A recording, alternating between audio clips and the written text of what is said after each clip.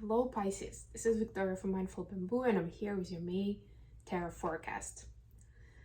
So as always, we're going to be looking at your love life, your career and workspace, and we'll get you some guidance from the universe on how to best navigate the energy of the months of May. At the end, I'll post some messages from your person of interest to yourself. Alright, let's get started. Without further ado, just remember this is not a personal reading. This is a collective reading, so take only what resonates for you. And this reading is for Sun, Moon, and Rising Pisces. So if you're checking this for your sun sign, then of course check it out for your other placements. Alright, let's see what we have with Pisces. I'm always starting with an oracle message, so you got the message that's called to be fair. So there's something that's coming back into balance for you, that it's something where some fairness essentially is happening, right? Like this is kind of a justice card equivalent from tarot. So basically this card is telling me that some kind of karmic rebalancing is about to happen for you in May, or is happening for you, and whether it's you, the way you treat other people, or it's just something from the universe that comes your way, it will set the balance straight. Put it that way. That's what I'm hearing for you. So for your love life, Pisces, you have the Queen of Pentacles, the Empress. You could be dealing with a Taurus or a Libra, and the Two of Cups. Beautiful, all beautiful energies. For your career, you have Seven of Coins, Six of Wands. This is the third time I'm seeing this card today. And Four of Swords.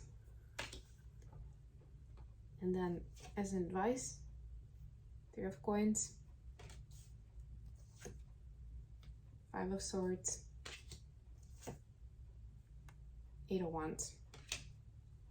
Alright, so for the most part, these are all minor arcana, so definitely your destiny is in your hands. That's at the bottom of the deck though. So there is a big transformation that you're launching in May, but a lot of it, or the timing of it, will depend on you. How big it is will definitely depend on what kind of action you decide to choose, because there's a lot of that I'm seeing here with the cards that's kind of on the edge. There's a fine line when we stand within light, or we succumb to something more darker, and more self-serving or manipulative. And I'm not just saying it to put blame or shame on anyone. This is what we do as people. We have ego, and that's what our ego demands from time to time, right? But it's still for us to then make a conscious decision to go with it, just to roll with it, or to do something else, like to follow the righteous passage. So I see definitely some magical things happening for you in love in this month, right? You could be dealing with an earth sign, Capricorn, Taurus, Virgo, or at the very least, and this is a queen, I know, but take the gender how it resonates. It doesn't have to be a female necessarily, but there is a lot of feminine energy here. So there is somebody very nurturing and supportive that will be by your side in this.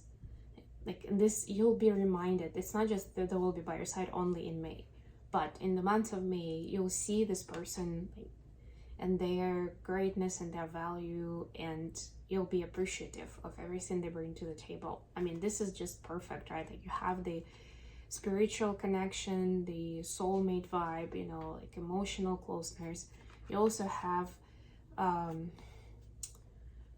this loyal and worthy partner in the physical, somebody who will want to create home together, to build abundance together, to grow old together, And the Empress here is like the source of inspiration, and I'm getting that this will actually be the energy you'll be getting into, right? Like all this will be very supportive and inspirational for you to be able to create more yourself, to feel that freedom, to do more, be more authentically, right? Like this will help you come out more with like things that you want to do or talents that you've never really given a fair try to explore, right? So be very open to that, I would say, right? If something comes back to you as like, you know, I've always loved, I don't know, ceramics, but I didn't go beyond the class in high school, but like I was really into it, right? And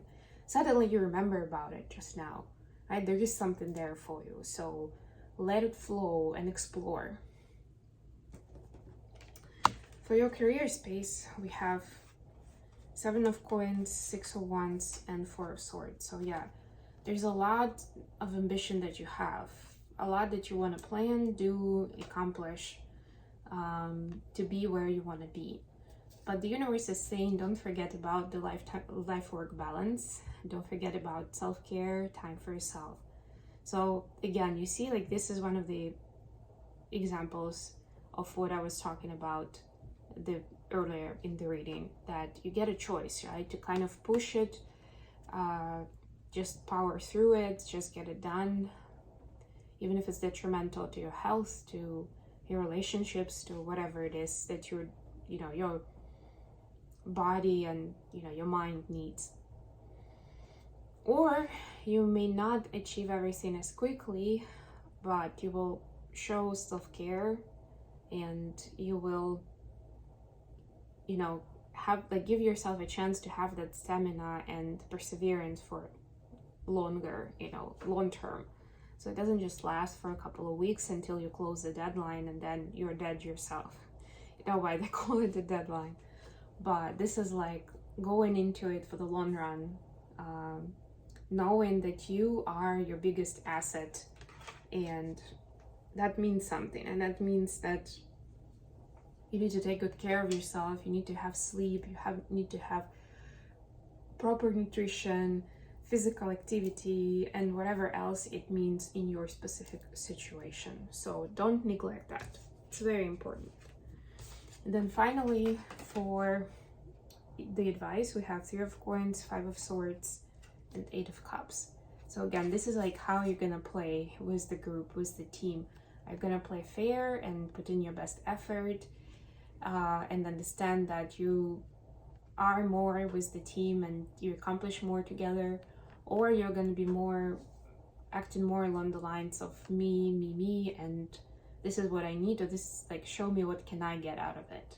Like, I'll go for it, but if I know what's in it for me exactly, right? That kind of idea. There will be some guidance, some downloads from the universe on which way to go, which direction to choose, whether something is for you or not for you. So it's up to you, of course. So it will help with that karmic or balancing, making sure you're in alignment. But of course, it's up to you at the end of the day what kind of choice you make, right? And what do you listen to, the ego or the divine guidance? I'm not saying it's very easy to choose one over another. Well, it's usually easier to choose ego, but it's not always the easiest path, right? So just try to do more of, like, to be more in your heart space and to listen to your intuition. It's very strong and powerful, especially if you allow more. Like, I see a lot of energy of allowance in your reading for me. Let's get some messages from your person of interest to yourself. Messages for Pisces from their person.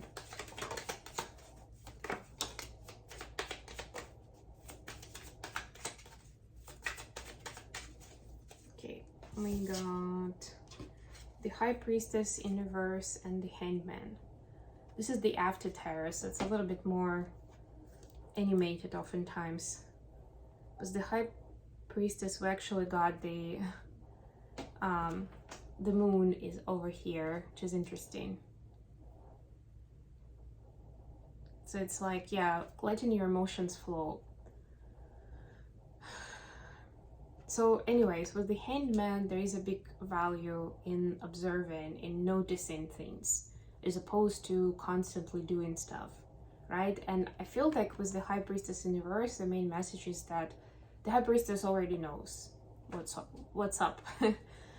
you don't necessarily have the knowledge, right? So don't fool yourself with thinking that you already have everything figured out. And it's okay not to, but it's very important to stay curious and observant, right? And it's not like to just say, okay, I'm gonna have to deal with it alone now, right? So this is showing you that you're not alone. You have people around you who will support you, who you can check in with, you know, who you can discuss things with. It just means that at the end of the day, it's still up to you, like, and your perception is the most important one. And obviously it's important that you make decisions based on how you feel, not necessarily what somebody else's opinion is. So your person basically is saying that they're there for you, they will support you, they understand that you are going, you know, through a lot and you have a lot of choices to make. So they're there in your corner. They don't want to be telling you what to do. That's the main thing, right? But they're available for support, for sharing any kind of sorrows or any kind of joyful and funny moments, right? Whatever it is, their commitment is unshakable. Okay, I think I'm gonna leave it here. I hope this was useful for you, Pisces. Thank you so much for being with me. If you liked the video, please don't forget to hit the like button, to subscribe to my channel, and to share it with others who may benefit from this kind of information. And until next time,